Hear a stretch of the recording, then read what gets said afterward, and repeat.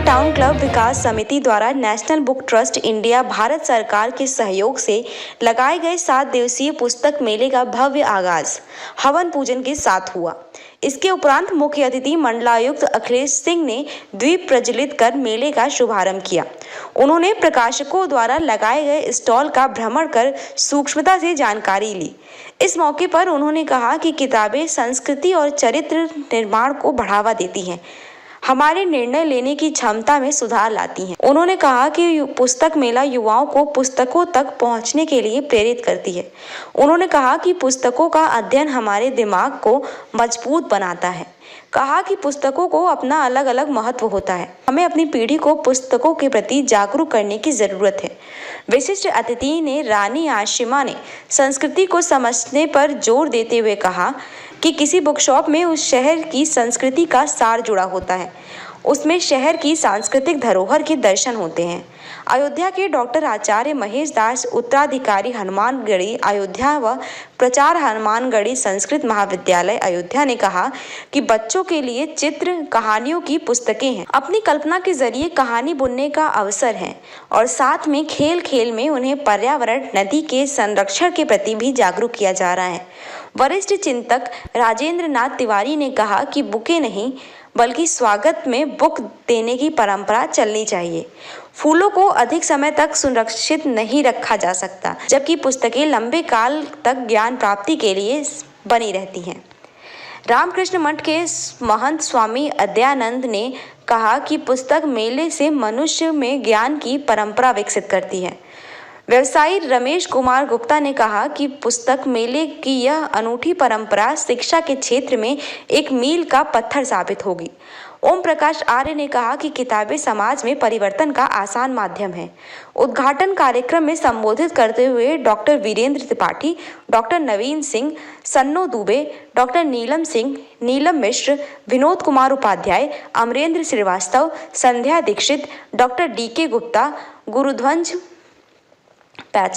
गुरुध्वज Pandey, Dharmendra Kumar Pandey, Bhrignath Tripathi, Pankaj, colonel KC Mishra, Sarvashreshtha Mishra, Jagdish Shukla, Suresh Pandey, doctor VK Srivastava, Madhuri ने आयोजन को बस्ती के लिए सार्थक प्रयास बताते हुए कहा कि पुस्तकों के अध्ययन में तार्किक शक्ति का विकास होता है। पुस्तक मेले में अतिथियों द्वारा डॉक्टर रामकृष्ण लाल जगमग की पुस्तक खुशियों की गौरैया व डॉक्टर DV वर्मा की पुस्तक कोविड-19 का लोकार्पण एवं विमोचन किया गया। बस्ती पुस्तक मेले में भारत सरकार ने national book trust, Gita press, Vaidik Prakashak, Uttar Pradesh Hindi Sansthan, Nikhil publishers, online book stores, Garud Prakashan, Ishika प्रकाशन, इंडस स्क्रॉल, अनामिका प्रकाशन, रामकृष्ण विवेकानंद मठ प्रकाशन सहित 1 दर्जन से अधिक प्रकाशकों को अपनी पुस्तक के स्टॉल लगाए, जिनमें सबकी रुचि की किताबें मौजूद हैं। प्रकाशकों द्वारा पुस्तकों पर 10% से लेकर 60% तक की छूट भी प्रदान की जा रही है। डिजिटल के दौर में भी पुस्तक मेले में पाठकों, लेखकों और प्रकाशकों की अच्छी हलचल दिखाई दे रही है। यहाँ अलग अलग भाषा के स्टॉल पर सजी पुस्तकों को लेकर लोगों में खासा उत्साह देखने को मिल रहा है। राष्ट्रीय पुस्तक न्यास NBT के स्टॉल पर कई भारतीय भाषाओं के साहित्य का प्रदर्शन किया गया। National book trust of stall पर हिंदी, उर्दू, अंग्रेजी, अवधी और संस्कृत की पुस्तकें उपलब्ध हैं। पुस्तक मेला में बच्चों को आकर्षित करने के लिए जहां झूले और फूड स्टॉल लगाए गए हैं, वहीं एक सेल्फी पॉइंट भी लगाया गया है, जिन पर बच्चों और युवाओं की भीड़ उमड़ रही। नेशनल बुक ट्रस्ट के सेल्फी पॉइंट पर प्रधानमंत्री नरेंद्र मोदी भारत का संविधान देते नजर आ रहे हैं। बस्ती सांसद हरीश द्विवेदी बस्ती पुस्तक मेले पहुंचकर अपने पसंद की पुस्तकें खरीद और आयोजकों का हौसला बढ़ाया। इस मौके पर उन्होंने कहा कि पुस्तकें हमारे जीवन को तराशने का काम करती हैं। उनके अध्ययन से हमारे मन मस्तिष्क का विकास होता है। आज भले ही ई-मीडिया का प्रभाव हमारे जीवन पर पड़ रहा है, मगर किताबों की जगह वो कभी नहीं ले सकती। इस दौरान उनके साथ आए लोगों ने भी पुस्तकों की खरीदी की। सांसद हरीश द्विवेदी ने मोदी जी की पुस्तक देते हुए सेल्फी स्टैंड के साथ फोटो भी खिंचवाई। केवल एक संदेश, चाहे निवेदन वाली है चाहे संदेश वाली है, ये पुस्तक मेला तभी सफल होगा कि जब हम अपने बच्चों को अच्छा संस्कार दें, संस्कारवान बनाए, इसकी कमी हो गई है। अब इसकी जिम्मेदारी केवल माता पिता की है। यदि माता पिता चाणक्य ने लिखा है लालय पंचवर्षाणि 10 वर्षाणि कारयेत्, लालन पालन 5 वर्ष तक होना चाहिए। यदि आज भी राम इस धरती पर पुनः आना चाहे,